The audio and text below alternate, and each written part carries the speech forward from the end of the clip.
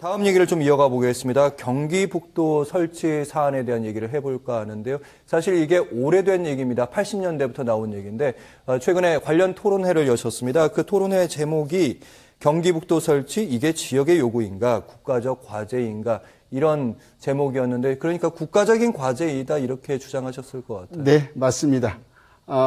저희 경기북부는 알겠지만은 지금까지 반세기 이상 동안 수도권이라는 또 여러 가지 수도권 정비보호법, 또 군사보호시설, 상수원보호법 이런 여러 가지 중첩된 규제로 인해서 저희 경기북부 주민들은 물질적인 것뿐만이 아니라 정신적인, 문화적인 많은 격차의 차이로 인해서 지금까지 피해를 봤던 것이 사실입니다.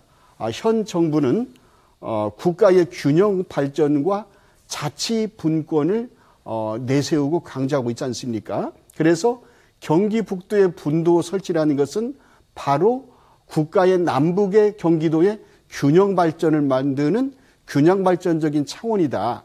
또 한 가지는 스스로 재정과 스스로 지방자치를 꾸려나갈 수 있는 자치 분권도 하나의 축이라고 이야기할 수가 있겠죠.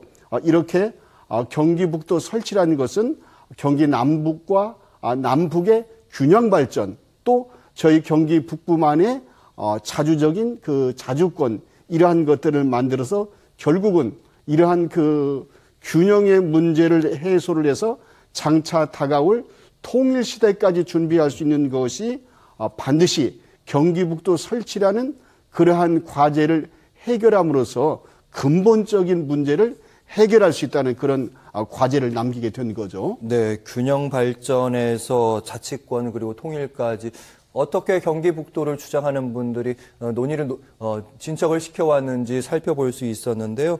경기북도 신설을 위해서 토론회에서 또 어떤 논의와 방안들이 좀 나왔는지 궁금합니다. 좀 전에 제가 이제 자치분권과 균형 발전 두 가지가 두 마리의 토끼를 결국은 잡는 거죠. 이것이 새로운 성공의 모델을 만들 수가 있고요. 경기북도 설치를 위한 거버넌스를 마련해야 한다. 이런 의견이 나왔고요.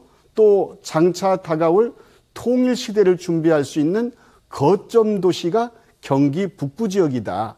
이 경기 북부 지역이 자치 분권이 이루어진다면은 바로 북한과 가장 가까운 접경 지역이라는 특수성이 있기 때문에 결국은 경기 북부 주민들의 그동안 억울했던 피해를 보상하는 차원도 되겠지만은 결국은 장차 다가올 통일 시대를 준비하기 위해서 경기 북도가 설치되고 남북 간의 균형 발전과 통일로 가는 그 길목을 경기 북도가 할 수 있다는 그러한 결론을 함께 만들어주게 된 거죠.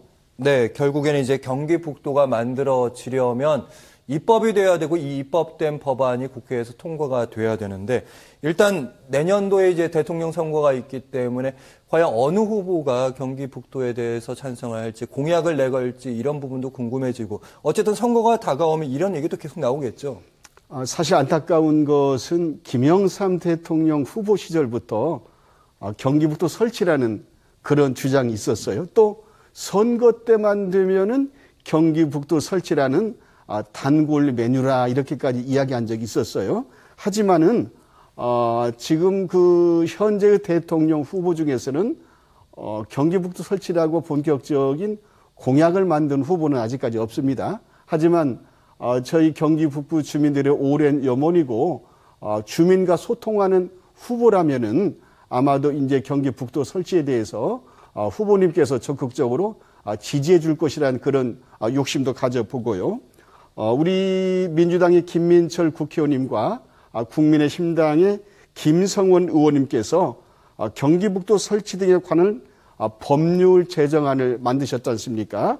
그래서 의원 입법이 정부의 입법보다 더 빠르고 간편하기 때문에 이 의원 입법은 주민 투표를 거쳐서 또 국회 의결을 거쳐서 결국은 지자체의 정치권의 공감대가 형성이 되어서 나중에는 분도가 될 수 있는 그러한 절차적인 과정을 만들 수 있다고 생각합니다. 어쨌든 경기 북부 지역 주민들의 오랜 수건 사업이 정상적인 국회의 입법 절차를 거쳐서 머지않은 시일 내에 경기북도 설치가 이루어져야 한다는 것을 저희 그 수많은 그 주제 발표와 패널들께서는 강조해 주신 그런 토론회가 있었습니다. 네.